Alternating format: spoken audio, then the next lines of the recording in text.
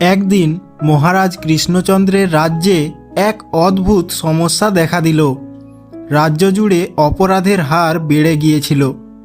কোথাও শস্য চুরি হচ্ছিল, কোথাও গবাদি পশু উধাও হয়ে যাচ্ছিল। সবচেয়ে বড় সমস্যা ছিল অপরাধীদের যথাযথ শাস্তি দেওয়া হচ্ছিল না। রাজা কৃষ্ণচন্দ্র এতে অত্যন্ত চিন্তিত হয়ে পড়লেন এবং সিদ্ধান্ত নিলেন যে তিনি এ বিষয়ে একটি বিশেষ সভা আহ্বান করবেন। সভায় রাজ্যের সকল মন্ত্রী, সেনাপতি ও বিচারকদের উপস্থিত থাকতে বলা হলো। গোপাল ভাঁড়ও সেই সভায় উপস্থিত ছিলেন, কারণ তিনি ছিলেন রাজা কৃষ্ণচন্দ্রের প্রিয় ভাঁড় এবং তার বুদ্ধিদীপ্ত কৌতুকপূর্ণ পরামর্শ রাজাকে প্রায়ই সমস্যার সমাধান দিতে সাহায্য করত। সভা শুরু হতেই রাজা কৃষ্ণচন্দ্র উদ্বিগ্ন কণ্ঠে বললেন, আমাদের রাজ্যে অপরাধ বেড়ে গেছে। আমি বুঝতে পারছি না কিভাবে এই সমস্যার সমাধান করা যায়। গোপাল ভাঁড় মৃদু হাসলেন এবং বললেন, হুজুর, আমি একটি উপায় জানি, তবে সেটি কতটা কার্যকর হবে তা নির্ভর করছে আপনাদের ওপর। রাজা একটু অবাক হয়ে বললেন, সে কি? বলো তো দেখি, কি উপায়? গোপাল ভাঁড় হাসতে হাসতে উত্তর দিলেন, বিষয়টি খুব সহজ।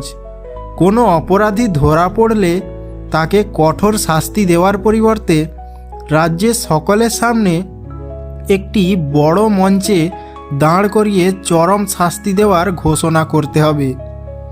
রাজা কৌতূহলী হয়ে জিজ্ঞাসা করলেন, কিন্তু সেটা কি উপযুক্ত শাস্তি হবে? এতে কি সত্যি অপরাধ কমবে?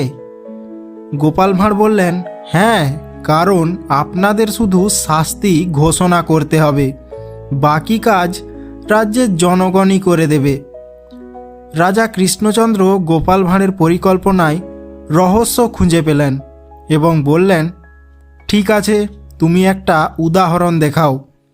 গোপাল ভাঁড় সঙ্গে সঙ্গে পরিকল্পনা কার্যকর করতে নেমে পড়লেন।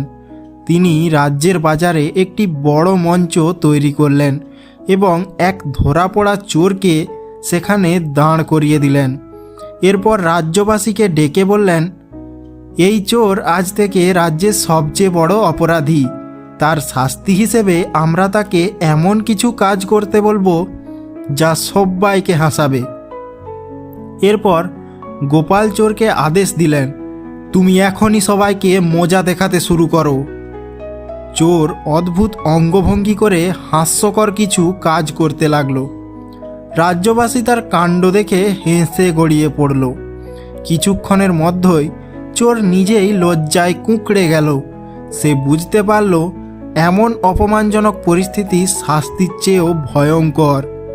রাজা কৃষ্ণচন্দ্র বিস্মিত হয়ে দেখলেন গোপাল ভাঁড় সত্যিই অসাধারণ বুদ্ধির পরিচয় দিয়েছেন। এরপর থেকে রাজ্যে অপরাধের হার অনেক কমে গেল, কারণ সবাই বুঝতে পারল যে অপরাধ করলে শুধু শাস্তি নয়, বরং সকলের হাসির পাত্রও হতে হবে, এমনকি সম্মানও চলে যাবে।